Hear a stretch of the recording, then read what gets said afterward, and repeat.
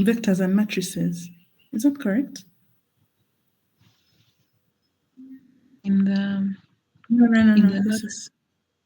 No. This is another class. Don't worry. Okay, let me just play around with this because I'm going to remove.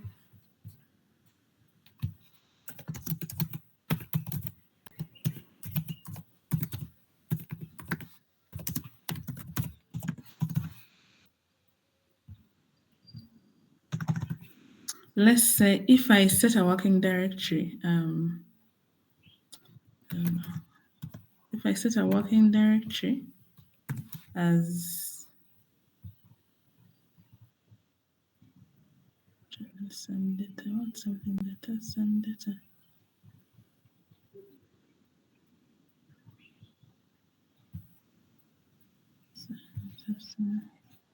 Okay, so this has to like two data sets.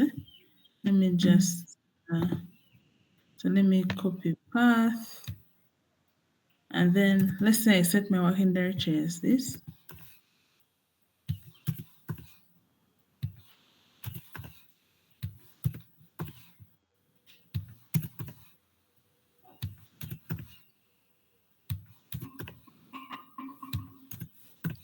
Right? And then what's this data set called? It's called actual probabilities. Let's copy as path, actual probes, to CSV. CSV file.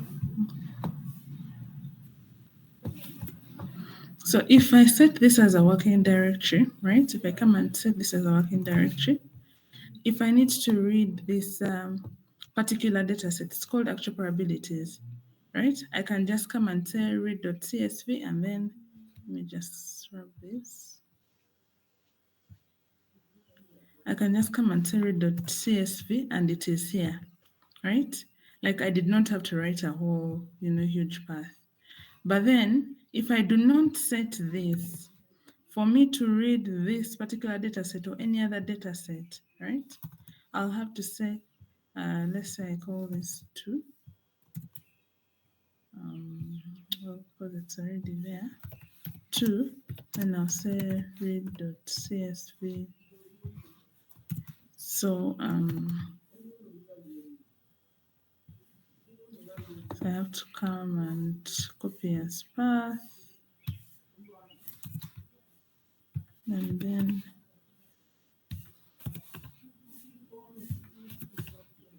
so I have to change all this up to the very end, right? If I do not set it as a working directory, and sometimes when you set things as a working directory, but your documents are like in different folders, again, that doesn't work. Because the working directory thing only works if everything else you're picking or you're saving is going to go to that particular place. So yeah, so here, that is it. Now, in case I want to also load this, it's called data names.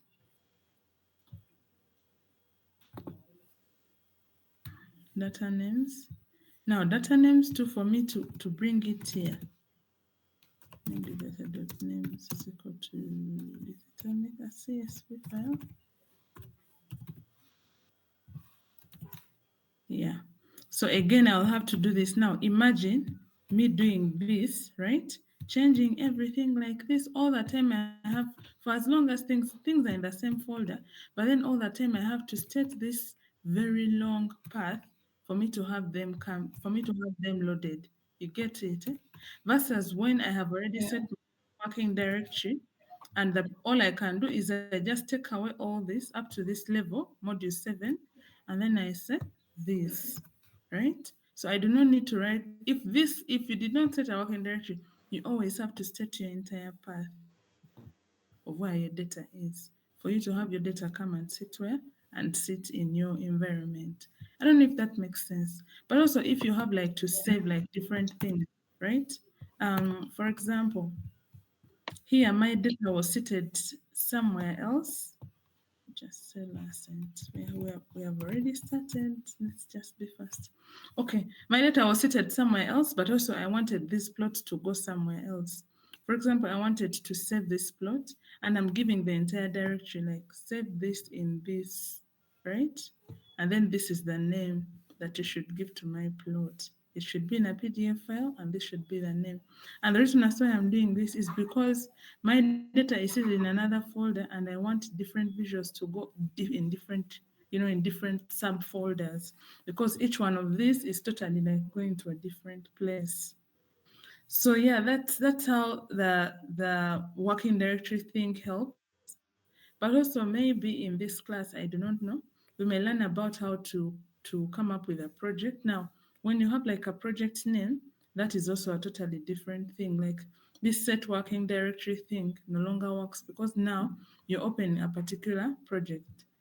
Yeah. I do not want to take you so far away, but that's the importance. If you feel like it's okay, you can just keep reciting the entire path. That is also okay. It all depends on what you want. And yeah, but of course that's the easiest way of doing it. But if you feel like no, that's going to be a bit hectic, then that's fine. Yeah. So our previous class, I wonder which one is our previous class now. Okay, yeah, I think we're going to setting a working directory. All right, we are going to begin. For the interest of time, I wonder how many people are on this call. So let me just greet everyone and then we'll begin. You're most welcome, each and everyone. Thanks for joining in for the call on time. We are going to begin from where we last ended the previous Sunday. And because I have some other engagements at exactly 8, our class will be ending. Otherwise, thank you all for joining in. Please feel free to interrupt me when you do not understand anything. Thank you. So we will begin. So previously, I think we ended with setting a working directory, but not so many people had actually, gotten that concept of setting a working directory. But the function that we use for setting a working directory is set wd, right? And then you put your path where you'd like your work to go and sit, right? And then when we came to our cells, so I said set working directory, BBRSH, desktop, Shakira, students, and analysis, R and family, and church code, right? And this is where I wanted this code to sit. For example, that is where I have just gone. Um,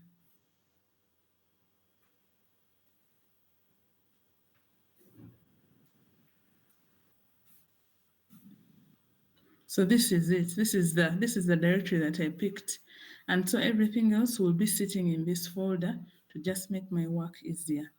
Yeah, and so when I set the working directory, I confirmed to know whether am I really in that particular directory or that's not where I am, right? So when I check, it actually confirms that I am under the code folder, which is seated in the data analysis in our family and church, which is under students, Shakira, desktop, that, users, etc. Yeah, so this is how we set a working directory. And someone has posed a very nice question. Why do we need to set a working directory? What is the purpose? The purpose is to just make your work easier. If you're referencing, if you want to import a particular data set which is seated in the same folder as your code, you do not need to call on the entire path, this entire path, right? To bring in that particular data set into the environment. If you have set a working directory, you'd forget all this and just bring in the data set name and its extension. If it's a CSV file, let's say it is student CSV, so that means you load it, of course, with the necessary functions that you use to load particular data sets, and then you just say students.csv without having to say C users, BBR, desktop, Shakira, what, then slash students.csv. This now becomes active because also we have noticed that R never reads backward slashes. And every time we get our data sets, every time we get our data, it comes with those backward slashes, which we either have to convert to double backward slashes or single forward slashes. So realize that again becomes a bit hectic. However, there is another way of going past that, which is through creating a project, and hopefully we will have this covered. I'm not sure, but yeah, I think it would be a good thing for you to also know that. Yeah, so we set our working directory, and now we are trying to see how do I know what directory I am working in. So we get to know that by using the get wd open brackets close brackets command or code for us to get to know where we are. Okay, so in today's classes, we were supposed to go into, I think, data types and operations. Yes.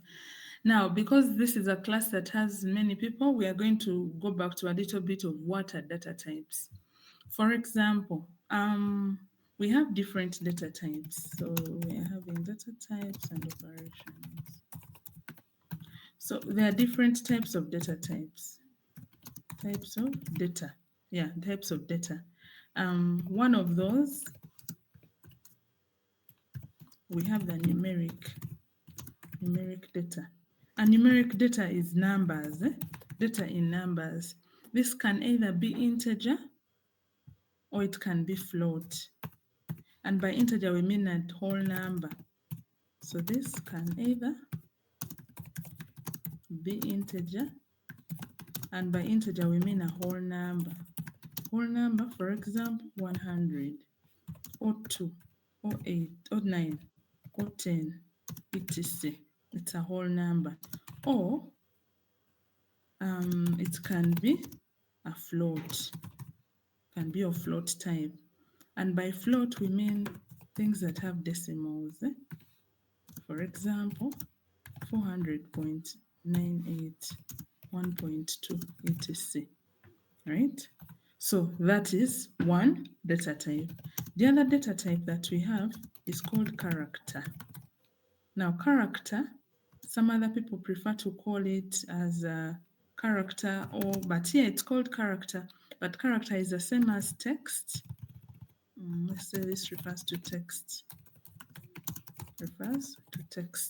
Right? And for example,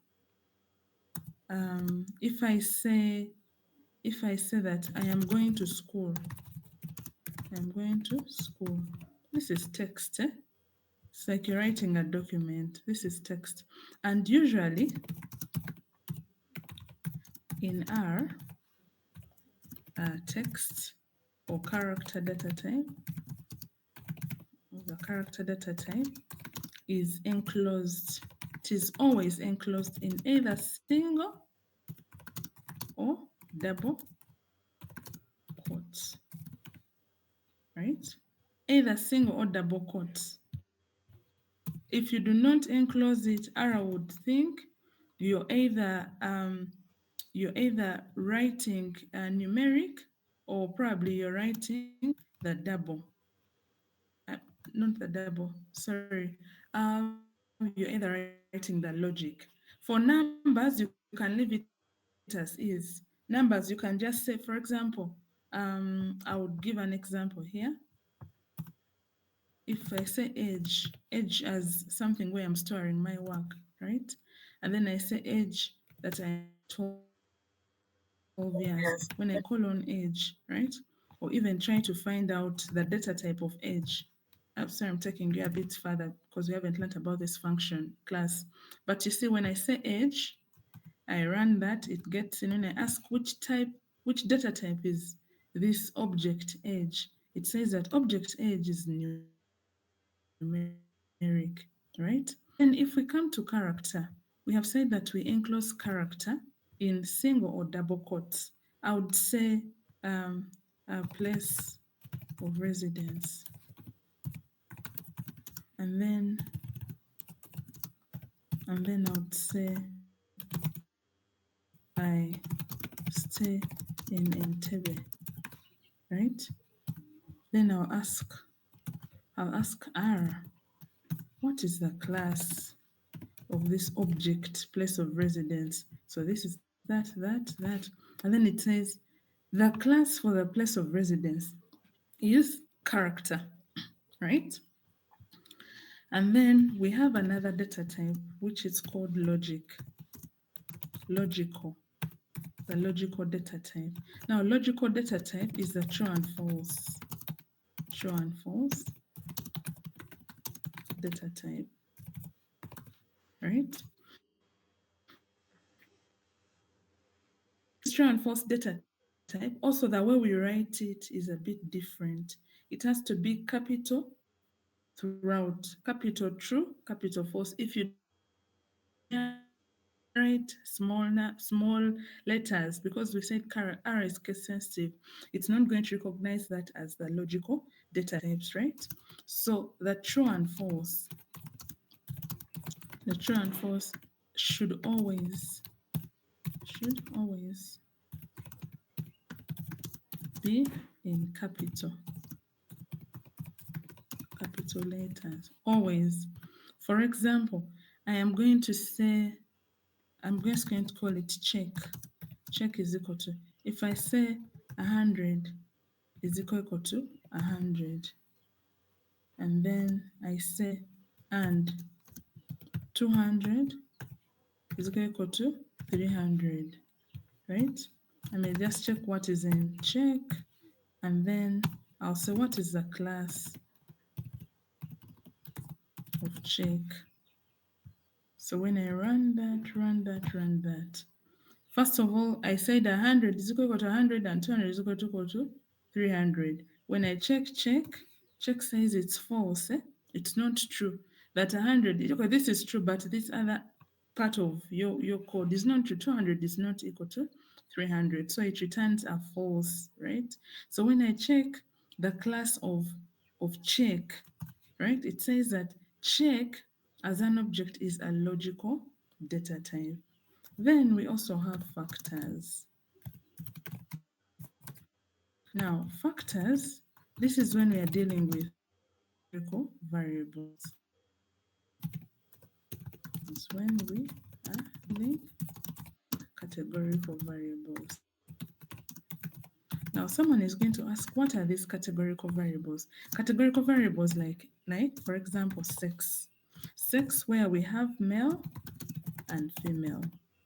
You're having people in different categories. You'll have a group of people who are male, you have another group of people who are female. The other categorical variable probably would be fruits. You have apples, some fruits which are apples. You have some fruits which are pineapples. You have some other fruits which are the fruits? Mangoes, right? You're having things or people in different categories. If it comes to, let's say, school, there are those who will have gone to King's College Budo, the others went to Gayaza High School, the other went to Namagunga, the other went to Chanamkaka. So you realize that different people are in different groups now. Factors is when you have categorical data. Again, while categorical data may seem like text, for as long as you assign it to be a factor variable, R will see it as a factor variable and not as string. It will know that people, not as character or text, it will know that people are in form of they're in form of different categories. For example, I'll say fruits. And when I say fruits, maybe this may just bring one. It doesn't make sense to bring one fruit. Okay, I'll just make a vector of fruits. I'll say apples. Don't worry, we are just learning about class. Don't worry about everything else that I'm putting here that may be confusing. We will get to learn about what I'm doing. Mangoes. Maybe what else? Berries, right? Berries. So I'll call on fruits. In the first place, I'll just check the data type of fruits. But then it's not going to come as a default setting. I may choose to do and say fruits is actually dot factor.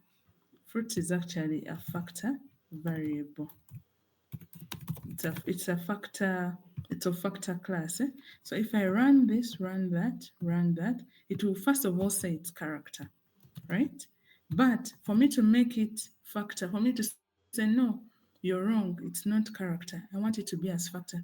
So I set that particular class and then I say, please convert my fruit to a factor variable. So when I come here, convert fruit to a factor variable, when I check again, it has now inside there inherently, it knows that people or things are within the character, they are within the factor class. Now, you have seen me do quite a number of things here, right? But we have first of all gotten to learn that we have four data types in R. We have the numeric, which are numbers. We have the character, which is text.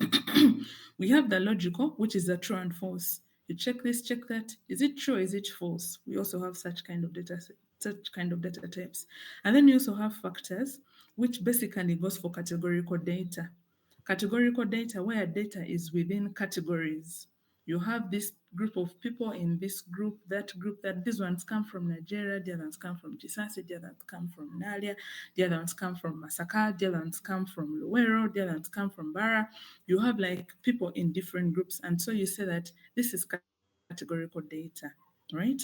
And because it's categorical data, it falls within the factor class data type, right? And the thing is that how do we check for the data type of anything? So I pose a question. How do we check for the data type of anything? How do we check? We check for the data type of anything using the function. So we use the function class, and this is lowercase. Class is the function that is, it's like you're trying to ask, what is the class of this? And when you say class, what R understands is that what you want to find out is that what is the data type of this thing? For example, we are all going to form, we are going to start with numeric. Let's say number of children in a class, or just say number of siblings. Okay, number dot siblings. All of you just put the number of siblings you have. Please don't leave space. R doesn't accept space. For example, if I just say number siblings, it is not going to understand that. It's either I'm going to put an underscore or I'm just going to put a dot, right? Whichever works for as long as you do not leave space. So number of siblings. For example, I come from a family of 3, right? So I'll say, so we've started with a numeric.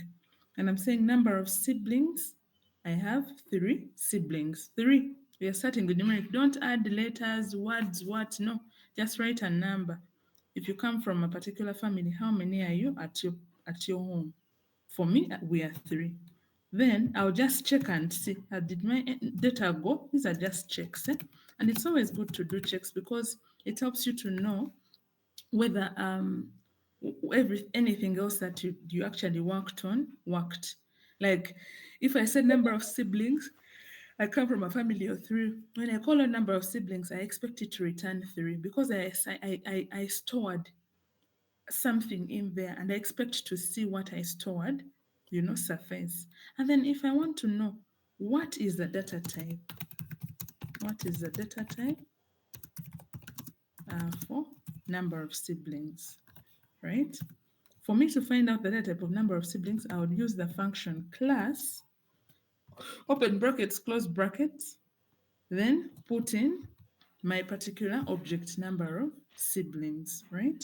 So I'm going to run this, run that, run that. And it will tell me that number of siblings is actually of numeric data type. It's of numeric type, right? Then let's say if we put like decimals how? Distance, distance, let's just put distance.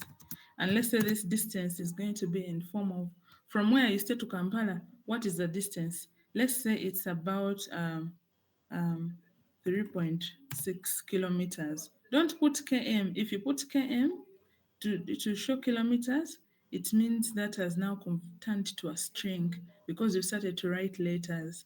And R will not understand those because they are not functions, neither are they packages, neither are they like code or whatever. So let's not put in km. We are better off saying distance in kilometers, right? Distance underscore kilometers. And then we're saying that from where I stay to Kampala is 4.6 kilometers. I'll just check did it work? So these are random checks. So I'll check for the class of distance in kilometers. So when I run this, that, and that, it still tells me that distance in kilometers is a numeric data. Remember, we said that numeric is numbers.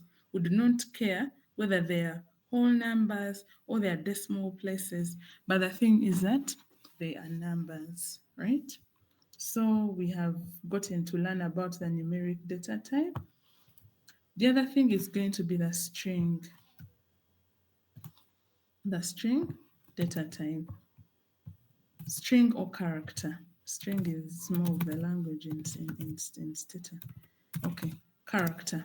So the character data type, remember we said character data type is words, it is text. In brackets, I'll just say text that you're able to remember. This is text, it's text data, right? And then probably, again, we can just go back to number of siblings. Let's just duplicate this.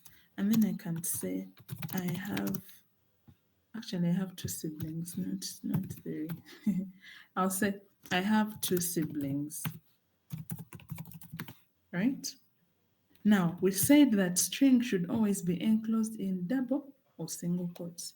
If you do not do that, you're going to get an error. Why? Because this is neither a function or a package code that R can understand. So anything that R cannot understand and it is in form of text, you enclose it in single or double quotes, and that way R will understand that you're actually trying to write text, right? So I'll say number of siblings, and then I'll say I have 2 siblings. I'll just check a bit. I can try and call this. Let's put an underscore 2 here, so that we do not confuse the previous one with this one here. Yes, so these are checks. And then I'll check for the class. So I have 2 siblings. If I run that, it brings it. I have 2 siblings. We can see things are happening in our console. And then I'll say, what is the data type for I have 2 siblings? And then it will say it's of character class. Now you have a small assignment now, and I am going to just choose at random. Let's go to distance kilometers, and then you put an underscore, and then you say I stay 4 kilometers away from Uganda. And I want someone to check for me the data type for this, for the distance, how far you are. I'm just going to choose at random. And this is just for me to know that we are moving together as a team. So when I choose on you, please share your screen and show us the magic.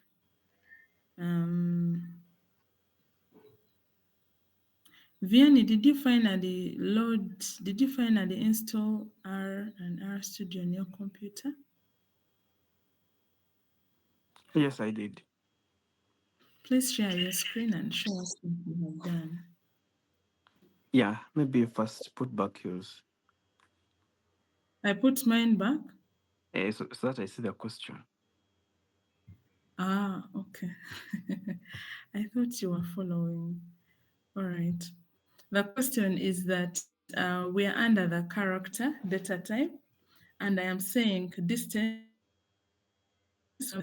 and I'm saying I stay 4.6 kilometers away from Kampala. And what I want is I would like you to determine the data type for object kilometers km2. Is that okay?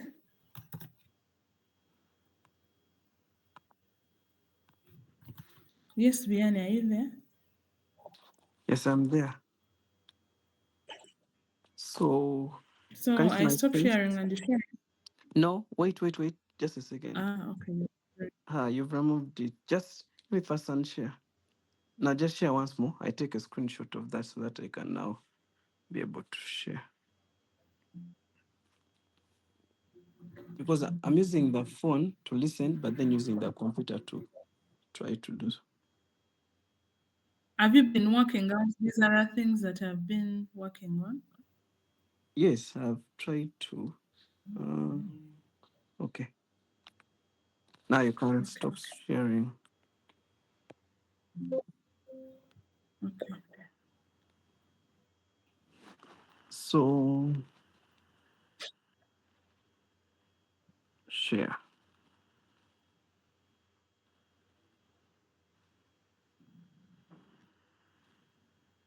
Mm-hmm.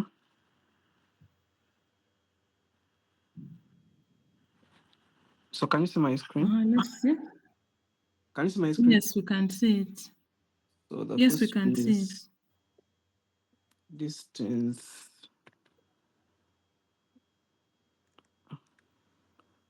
Kilometers. Whatever you may name it. Okay. Then you said equals I stay 4.6 kilometers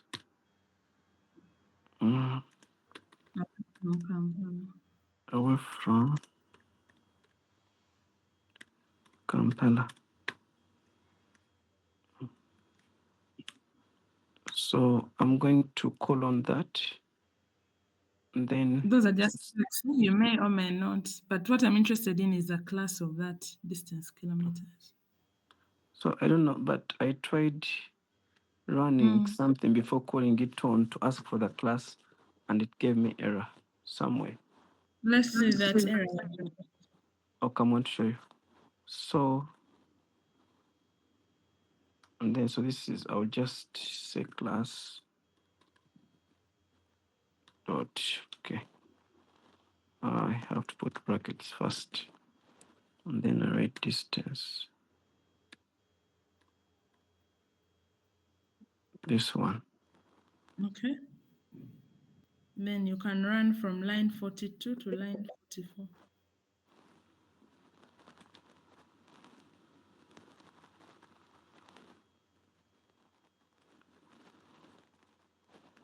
Okay, it says its character. Good, that's what I wanted. You're saying you ran into some error. Which kind of error is that you ran into? Let me try to move up.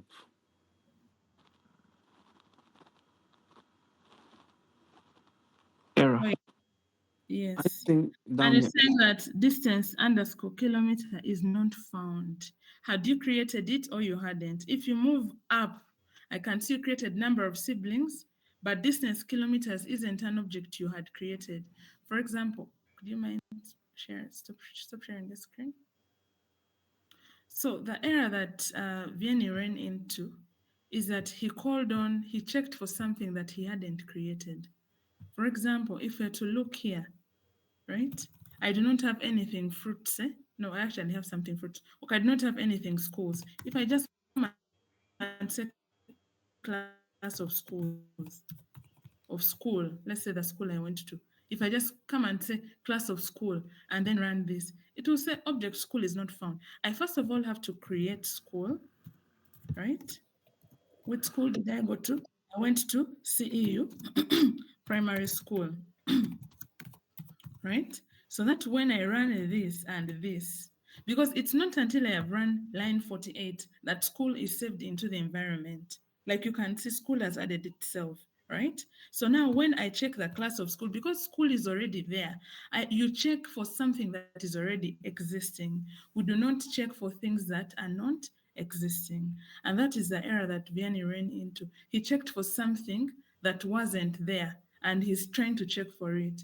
And then Ara is saying that object school is not found. I do not see that object. You haven't created it. It's not until I have created this object school that I can check for the class of school, the data type for school. Other than that, it's going to forever keep bringing an error until you create that. I hope that is understood. Okay, Shatua, we are going to, yes, please.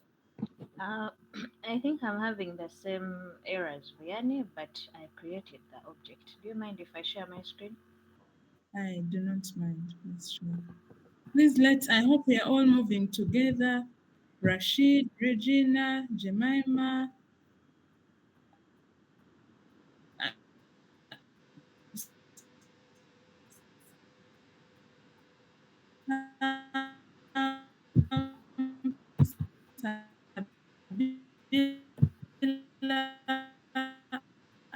I hope we are all moving.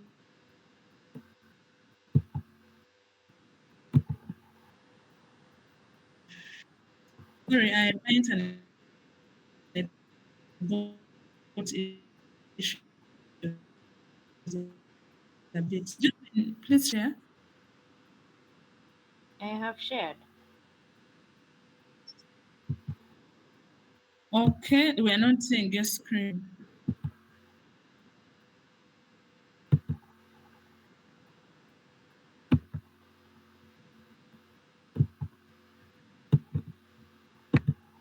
And now, Yeah, now it's coming. I hope you're sharing the whole screen. You share in yes, screen. If you share a particular window, it's going to be hard. So at oh, the point of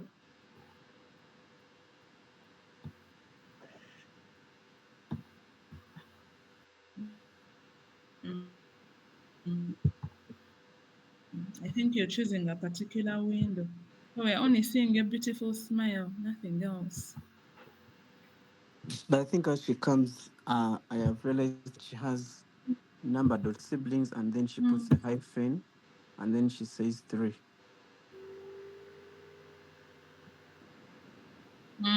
I don't think. Oh, well, I've not even tried something like that. Let's see what it's saying. Um. Okay. Well, I think my internet is not good. I don't know, but it's a bit. Okay, now I can see it. A class number of siblings, object number of siblings not found. It. Either you're creating it and there are errors in the way you're creating it. Object.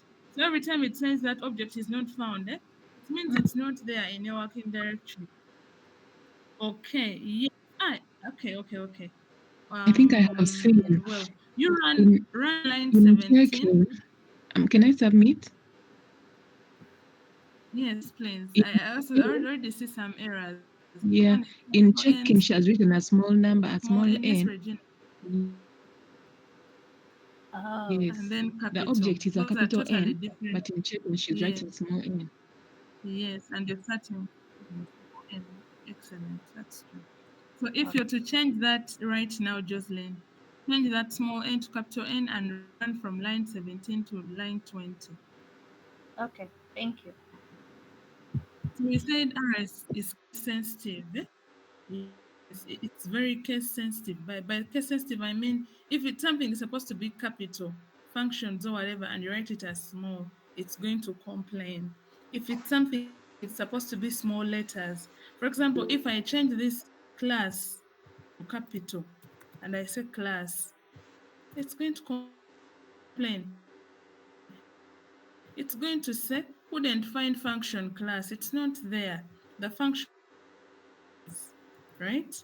Yeah, so it's very case sensitive. Yet, if you're working with Python to the Python users, Python is not case sensitive, right? Whether it's capital or small, Python will know, okay, you want to find out the data type. For us, let's go wherever we move. Yet this one will say, no, for me, that is not how I was told. I was told that for you, if you want to check class, you write small letters. Now, if you write capital, I do not know what you're talking about. Okay. Now we are going to move on to the logical data type. Yes, so logical data type, we shall just deal with it on a numerical level. And we'll just say, let's say x. X is equal to, if I say 100 is greater than 200, right? 100 is greater than 200. I'll just check. These checks, you can do it, you may not do it. I'm just trying to teach you that from first principles, you always check what you're doing so that if it has not worked as expected, you come back and correct yourself. So if I check the class of x, so I'm saying 100 is greater than 200. Do that. And then it says that, no, that's false. Okay, today let's also do something which is true. 200 is greater than 200. And then when I come to check what is the class of x, it will tell me that x is of logical data type. One small assignment, y is equal to 100. I always using 100. 1 is equal to 2, or 4 is equal to 4. Someone is going to check for us, don't comment this out. Someone is going to check for us the class. Check the class of y. So someone is going to check the class of y. This is it. Verse we may not have that. You're going to check your chat. And I want someone to get for us a class of y. Okay, let's try and let's cover this. I'm going to just choose people at random. Looks like many people, okay, still have many. So last time we had a gentleman tell us. Let me just choose a woman today. Maria Kiza. Please share your screen.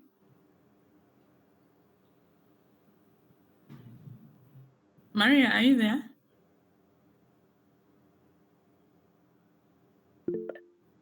Yes, your hand is up. Please unmute and tell us. I'm walking away from my computer. Okay.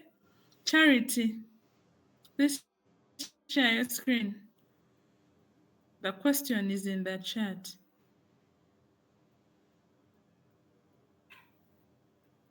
Charity, are you there?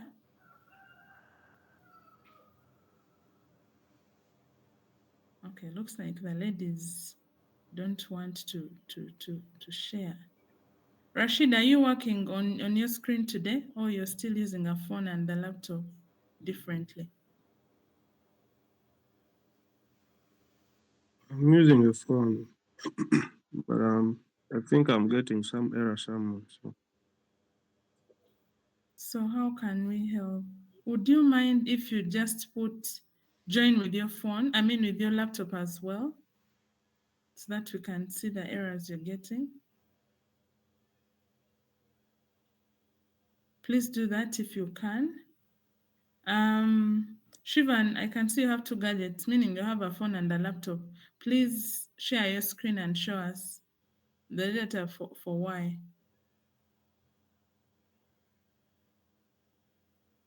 Shivan, are you there? Yes, I'm there. Though I lost you when Please share you your were screen. trying to do.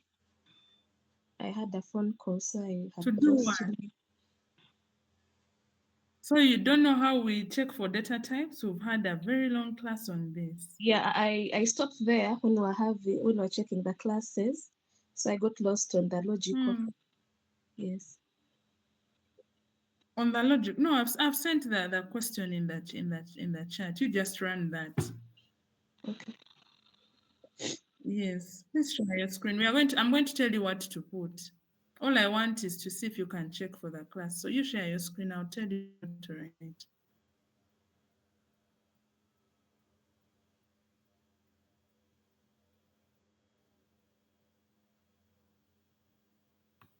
Yes, Shivan. Yes, I'm sharing. Okay, please share the entire screen. Okay.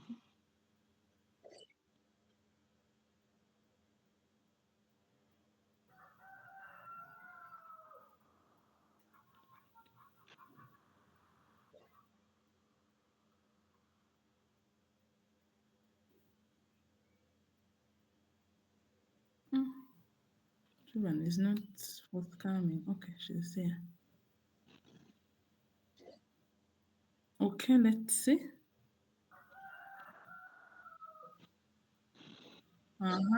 Okay, you comment that out. You comment out some of those things like classes. Comment those things out. R is going to complain. Logical data type. Okay. Okay, you move down. We said that y is equal to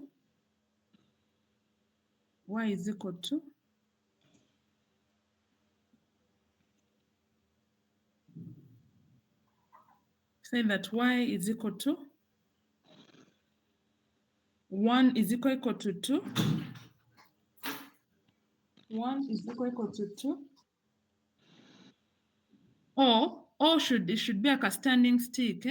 So you should do a shift and some key there. 4 is equal to 4. 4 is equal to 4. Okay, so determine the class of y. At least now there you know what to do. Determine the class of y.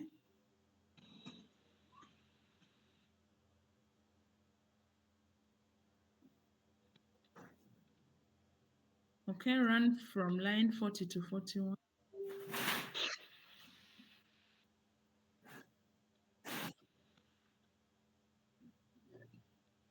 You see, you've not first run line 40. So if you run line 41, 40 is not run, so that object is not there. Okay. Then run line 41.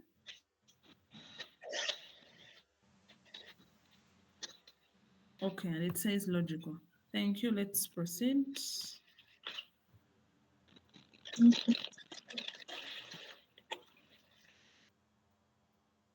All right, we just have a few minutes to the end of this class. Let's see how much we can cover. Sorry, what was coming in from me? Sorry, I didn't intend. All right, yeah. So we have got about the different data types. Now let's go to the mathematical operations. I have a question. Yes, please. So from what she has just run, we said 1 is equal to 1 and 1 is double equal to 2. And then 4 is double equal to 4. So when I just look at that, I know 4 is equal to 4, but then 1 is not equal to 2. Yes, so again in the same class, we've said operations. We are going to learn about non-mathematical operations. The non-mathematical operations, in this case, which is the and or, right? And or, and here we say that and that. So and maybe if okay, let's begin with the non-mathematical before the mathematical. So for us to use and, all conditions have to be met. We use and when all conditions are met. And means that all conditions have to be met. Actually, not even we use. And means all conditions have to be met. All of them. For example, if I say that W is equal to 1 is equal to 1 and 2 is equal to 2, it will return, this will return a true, because all conditions are met. However, if it's in a way that what do you mean by all conditions are met?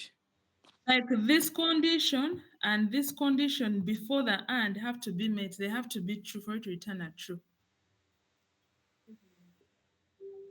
You get it? I'm saying 1 is equal to 1 and 2 is equal to 2. It will return a true because this is true and this is true. How about if I have the same thing, calling it T, but then this is 3? I'm saying 1 is equal to 2 and 3 is 1 is equal to 1 and 3 is equal to 2. This will return a false. Right? A false.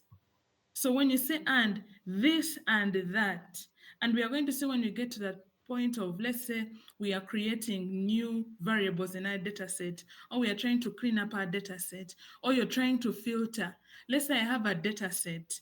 It has people who are aged, different ages, from different schools, from different districts. If I say that, filter and just develop for me a new data set called those who are less than 18 years and they are from Nalia. So I'll say filter, age is less or equal to 18 years and place of residence is equal to Nalia. So that at the end of the day, the data set that I has only has those who are aged 18 years and below, and they're all from Nalia. The and means that all conditions have to be met. Yet when we move down to the or, which we put as that, any of the conditions can be met. Any of the conditions can be met. For example, again, I'll come back to this. Actually, I'll just bring T. In this case, when we are using the or, because one of the conditions is true, it doesn't care about whether the other is false or what. It will return a true. It doesn't care. For as long as one of them is true, it will return a true. But what happens when one of them is actually not, when all of them are not true? And here I'm saying 2. So this will return a false.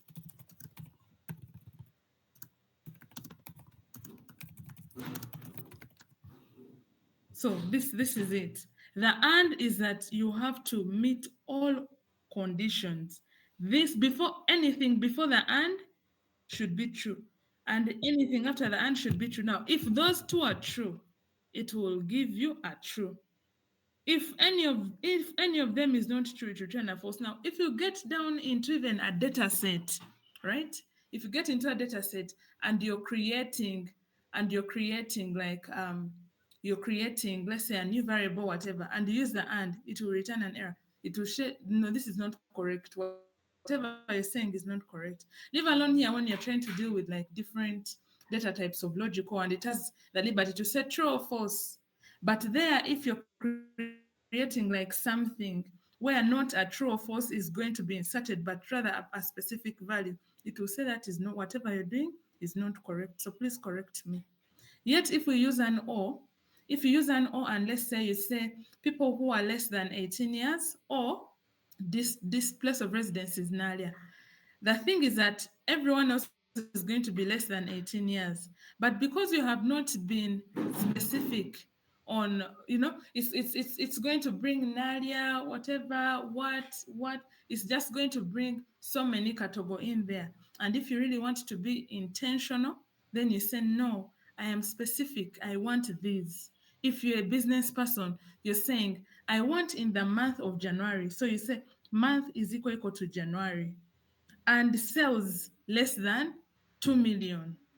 Now, there you're able to know that in the month of January, this is a different stock where I earned less than 2 million. And let's say you want to come up with a report. Let's say you want to, develop, let's say, a visualization, just get to know what is it that I made a loss on. So that maybe in February, I do not have to buy it. You get it? Or maybe profit, you check years where profit was greater than 10 million. You want to know in which year did I make the highest, let's say, profit, right? And so you're being intentional. If it's a report, let's say you have people at your workplace and you want to see who to fire. You have your employees. You say, check if which employee maybe earned less than this. And so you're even able to tell them, you see, in the month of so and so you earned this. Even the month of so you earned this. And you can even get down to maybe counting how many times the person has earned and who gets out and who stays. Something like that. So maybe let's get to see it. We are going to copy this W here and put it here. Right? And we'll maybe just check the class of W.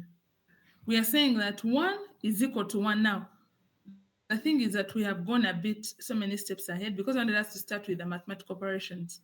but nonetheless, it's okay. Now, in R, if you want to say that this is equal to this, our normal way, mathematical way, that this is equal to this, you do not use a single equal. A single equal is used to assign an object to something. That's why most of the times many R users don't even want to use this equal sign because it will confuse people, right? They prefer using the less than equal sign and then the slash, which is the same as equal. So yeah, which is the same as equal. So if you want to say that this is equal to this, you use a double equal. Otherwise, a single equal, like you're trying to assign something to something. But when we say double equal, we're saying that this is equal, is the same as this. So in this case, we're saying that W is equal to 1 is the same as 1, and 2 is the same as 2. Now we want to see. So when I do that and check class, right? And actually first colon W, class doesn't count here. It says that that is true. 1 is the same as 1 and 2 is the same as 2. Okay, let's bring in this T. T, we are saying that 1 is the same as 1 and 3 and 3 is the same as 2, right? Let's see what it says. You're saying 1 is the same as 1 and 2 is the same as 2. And it tells you false. And then you ask yourself, how?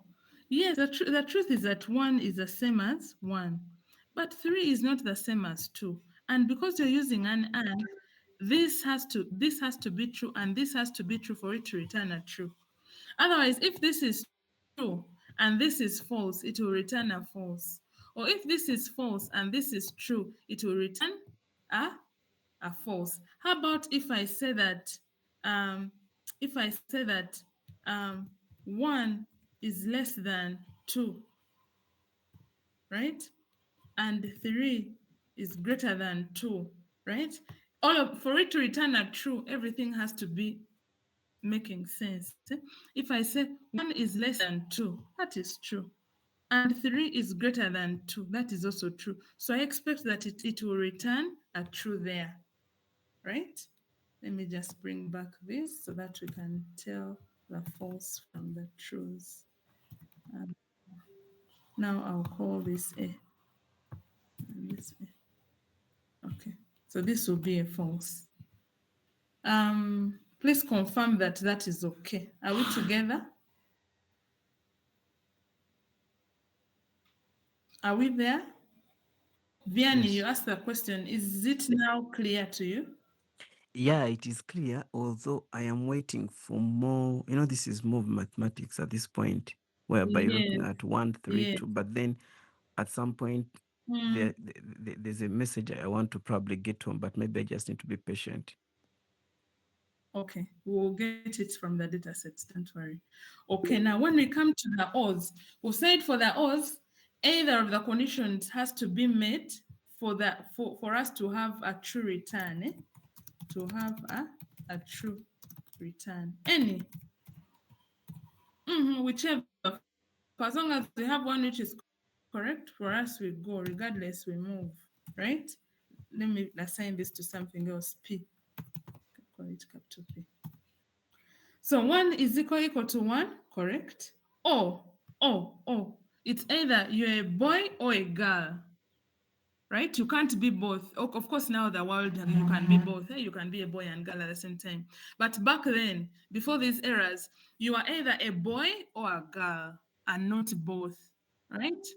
Or you are either residing in Nalia and you go to King's College, Budo. Now there we expect that when we try to find out where you stay, it should be Nalia and your school should be King's College, Budo. However, if we say that you reside in Nalia or you go to King's College, Budo, you can reside in Nalia and you go to Uganda Matters. You can go to King's College, Budo, and you're staying in Entebbe, right? Like both of them don't have to be like the same. For as long as one is met, we shall have a true returned. Okay. For the it's either of those conditions being met, either of them. If it's met, we'll get a true. If none of them is met, it will be a false. So we'll run P, and it says it's true, right? How about if we run something else which is false? This will be V and V. We say that 1 is greater than 1, and 3 is less than 2. First of all, 1 is not greater than 1, HH4. Now we go on to another condition. 3 is less than 2, that is also Chi4, right? So we expect that V will be a false because none of those conditions is actually true. Both of them are false and it returns a false. Yes. I think let me not go further. We should have been on numerical operations, but we'll begin with this and we can always revise this back. So you have just one assignment. We cannot use string here. It's a bit tricky when you use string. The best we can use at this point is when we use numerical. But let's Maybe- have just a small assignment. Yes, please. Yes, maybe a question to that you've just finished. We've been using you stay in Nalia, all maybe, and you go to King's College Wood. That is true. And not all. No, I'm saying Yes, that and. is Yes, that's same direction. And then now you give us an example of stay in Nadia or go to King's College Wood. It can be both or it can be any of the two. Yes. Now, don't you have scenarios whereby now this time round we are saying you don't stay in Nadia, you don't go to King's College Wood? Then it will be a false because none of them is correct. If we have all of them correct, well and good. If you have one of them correct, still well and good. But if none of them is correct, then it's a false. But does that mean that in your data set, if you want to run that, then it will give you no output? No, it will give you an output. And yeah, I know you're now starting to think as a biostatistician, whatever, those things. So let me just come and, of course, this is confidential data. Doesn't make sense bringing in data here.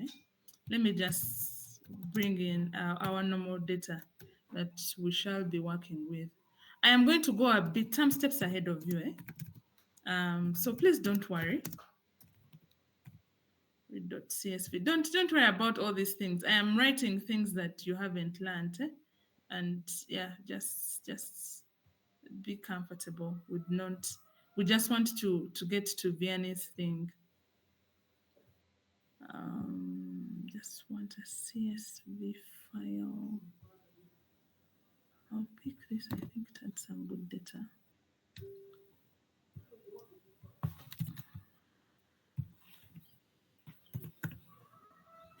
We're going up some steps ahead.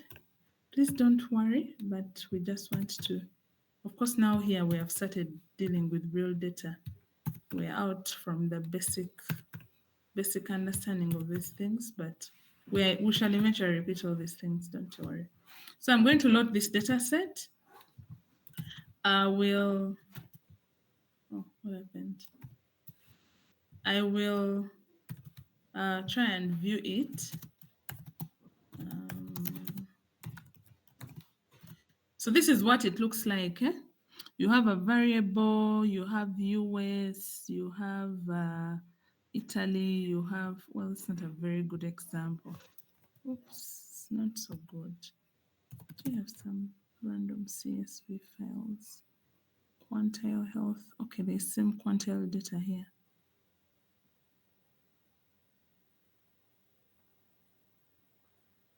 Let's see how it looks like. Okay, maybe yes. We'll just pick things from quantile. Some quantile.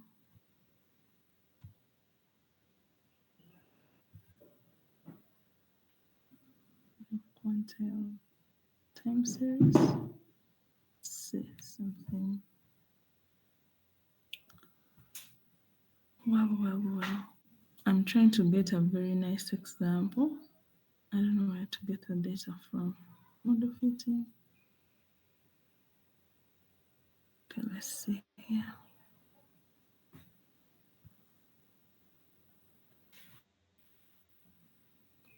Okay, let's go with this. Copy as pass.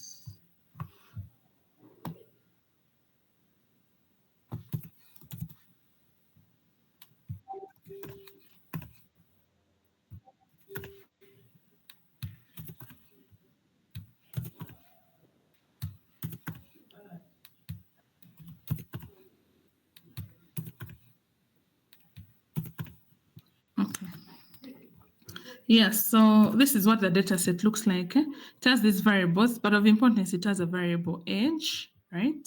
It has gender, female. It has white. Are you white or you're black? So let's say we want to filter where female is equal to 1 and a white is equal to 0 because we're blacks. So I'm going to call this data set, let's call it 2 is equal to that. I'm moving ahead of you, don't worry. And then I'm going to filter female is equal to 1 and white. Is white written this way? Just see here. And white is equal to 0, right? And then I'm going to also view this other one. Right? I am saying that I want where female is equal to 1, female has to be 1, and white has to be 0. Now that is the new data set I want. So I run that. It has actually happened. So we can see we moved from 2,955 observations to just 39 observations. That. So when I check this, right? When I check this, it's just 1. When I check this, it's just 0. That is what I wanted. Yet if I am to go back to the original data set, now let me just view this differently. Yet if I go back to the original data set that gave me the second data set, you can see we had some 1s, we had some 0s, we had some 1s, we had some 0s. So like you can see, it's everyone. No wonder we even have 2,955 observations. Then what happened if I just say either of that? So here it's an O and the O. Female is equal to 1, or white is equal to 0. I'll call this 3 and this 3. When I do this, we see we have 1,765 observations, not the 39 we initially had, but see the thing about it. Okay, like you can see, right? It is this one it's any of that. You're not being specific on what you want. Is that for as long as any of this is that, then please let's go, right? Any, it's either that or that, right? And so it will just speak for you. And there are times when you get to such scenarios. For example, we usually get to that when, let's say, let me just form something here, and would say, okay, let me just create something. Edibles. Edibles is equal to so you're going to have apples, you're going to have oranges, you're going to have broccoli, you're going to have cabbage. Hi Kylie, how are you? How's your night? Good. Yes, so we have added something. We are going to have matoke. Okay. Yeah, let me just put it into this. Don't you worry. So this is what it looks like. I have added something. I've added a variable called edibles. There. Oh, it's causing an error. Must be of size that, not. Okay. Okay, it has to be all those number of times. I do not have that time to play around with this code. Let me just create it somewhere else. Let's say data set 5 is equal to data.frame.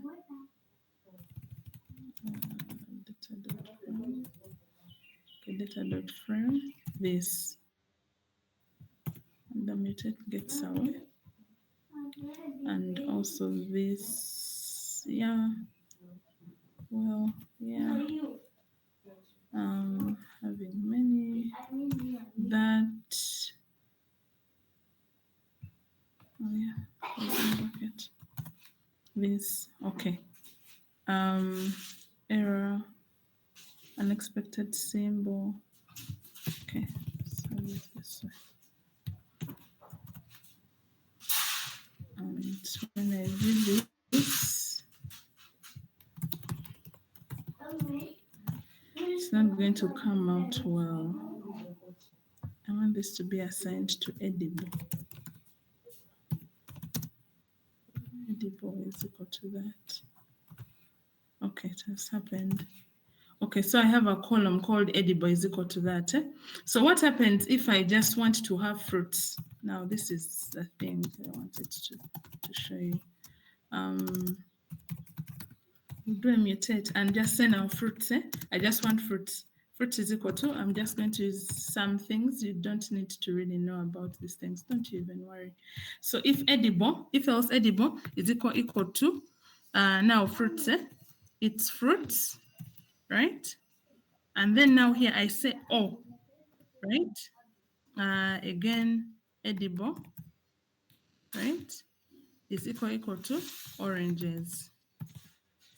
Oranges, right? If it's oranges, then return for me edible. Else, just make it a not applicable. Then we'll just come here and run this and run that. Now, this is the thing. So we have said that apples or oranges, if it's apples or oranges, then put them in this new variable that we are creating called fruits, and it's going to pick only apples or oranges, right? Apples or oranges, so that I am able to just pick the fruits. Now, if I want to do the veggies, I'll say edible is equal to broccoli, or edible is equal to cabbage, or edible is equal to matoke. Again, I am able to pick just that. Yet now when you go into the and, let's try and use the and, mixed. Mixed is equal to, I hope this is going to work. These are far-fetched examples. Edible is equal to, let's say cabbage.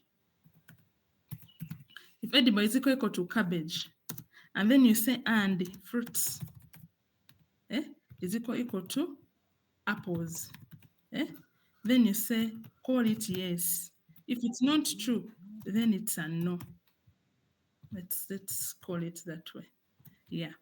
Okay. So when I run this and run that, everything is going to be a no, except for this, because we are saying that this should be cabbage and this should be apples for this to be a yes. If this is not cabbage and this, whatever, if this is that and this is not, then it's a no. This is apples, no. Oranges, no. Broccoli, no. Cabbage, okay, this was satisfied, but now this is not apples, right? And then I don't even know how it's doing this. Anyway, it's a far-fetched example, but I would even expect this to be a no, because there is no such a thing. Yet, for example, if we say that edible was apples and fruit was apples, edible is apples and fruit is apples, then on that row, you're going to put a yes. If it's not that, then everything else is going to be a no. So we go that. So this becomes a yes, and then no's down, right? Or same or whatever, whichever, but it depends on the variable that you're trying to create. So this is, right now, you may not really appreciate it when we are here, because here, basically, we're just trying to understand what does or mean and what does and mean. And here, the thing is that it just returns a logical type of data type, right?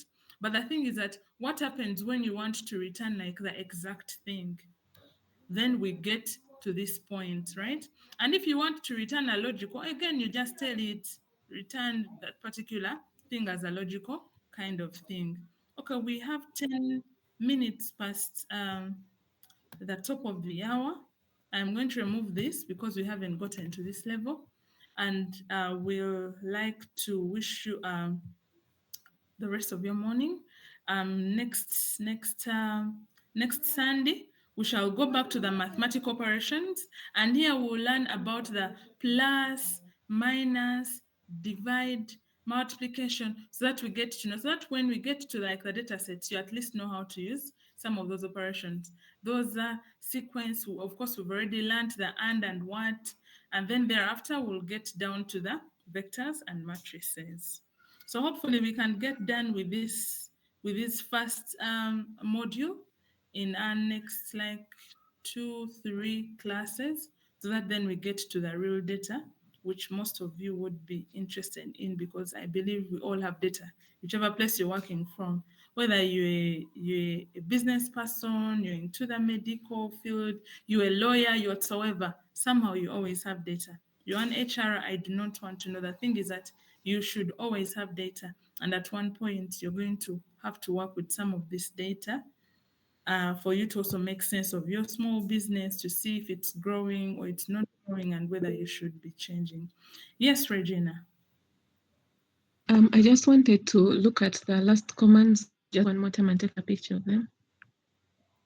I hope you're not talking of those for the data, because the data thing have been removed.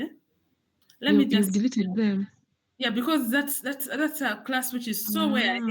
I don't know how to use those things that I was using. No, it doesn't. It will just confuse you for now. It's just that Vianney had asked a question, and I was just trying to show when we come to the real data how we use the and or, and how that things turn out to be. Otherwise, I shouldn't have taken you that. There's so many steps ahead, and I would prefer that we move one step at a time to appreciate and understand these things. Otherwise, class will turn out to be very bad. Yeah, and you will not see the reason why you wake up early for this class. Okay, thank you all. Let's meet next Sunday. I would like to wish you a wonderful Sunday. Thanks for coming. Bye. Nice Sunday too.